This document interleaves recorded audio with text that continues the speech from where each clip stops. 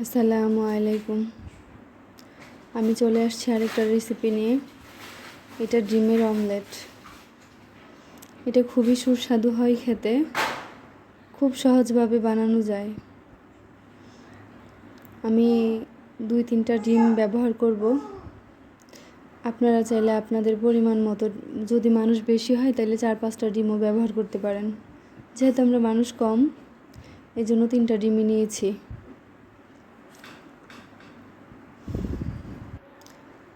আমার ডিমগুলো ভাঙা শেষ। এখন আমি এই ডিমটা ভালো করে মিক্স করে নিব। আমি কাঁটা চামচ দিয়ে মিক্স করে নিছি। আমি এখন পরিমাণ মতো চিনি দিয়ে দিব। আপনারা চাইলে, যাদের ডায়াবেটিস আছে তারা চিনি নাও ব্যবহার করতে পারেন, আবার পরিমাণ মতো দিয়েন আর কি। আমি এখানে 2 চামচ ব্যবহার করব।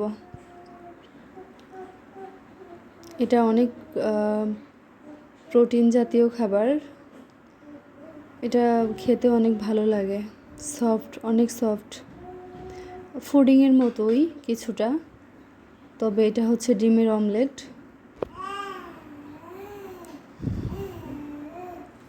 আমার ডিম ফাটানো শেষ। এখন আমি একটা গ্লাস নিয়ে নিব।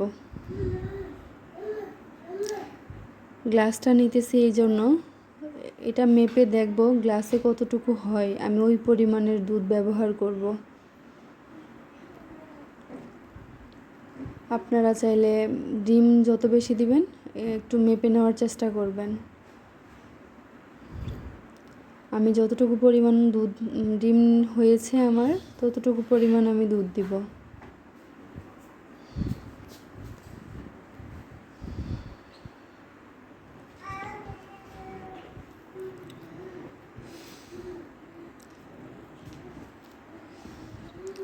এখন একটু হালকা মিশিয়ে নিব, যেন এটা ভালো মতো মিশে যায়।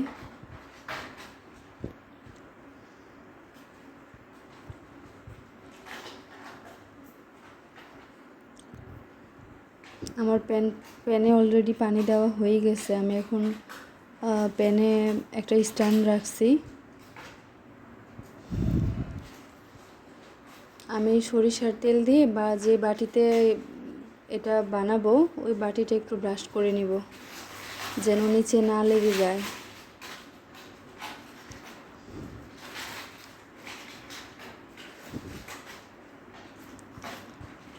আমি এখন 20 থেকে 15 মিনিট অপেক্ষা করব, ঢাকনা দিয়ে ঢেকে দিব। এটা হইতে বেশি সময় লাগে না, 15 থেকে 20 মিনিট। আমি টিস্যু দিয়ে ছিদ্রটা বন্ধ করে দিয়েছিলাম ফ্রাই প্যানের, বাট আপনাদেরকে দেখাইতে ভুলে গেছি। এখন আমার প্রায় এটা হয়ে গেছে, এই জন্য এখন চেক করে নিব একটা কাঠি দিয়ে। যদি এটা ভালোভাবে হয়ে যায় তাহলে লাগবে না কাঠিতে, আমারটা লাগে নাই। আপনাদেরকে দেখানোর জন্য এইভাবে ধরছি, লাগে নাই। আমারটা প্রায় হয়ে গেছে, আমি এখন নামিয়ে নিব।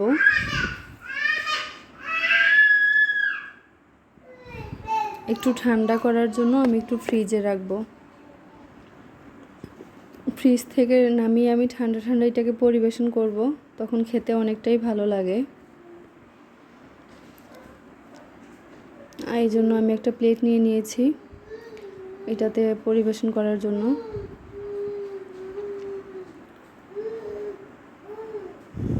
এটা খেতে এতটাই মজা, এতটাই সুস্বাদু, আপনারা না খেলে অবশ্য বুঝবেন না। যদি আমার এটা ভালো লাগে আপনাদের কাছে, তাহলে আমাকে আমার চ্যানেলটা একটু সাবস্ক্রাইব, একটা লাইক তো অবশ্যই করবেন যদি আপনাদের কাছে ভালো লাগে। আসসালামু আলাইকুম, ভালো থাকবেন সবাই।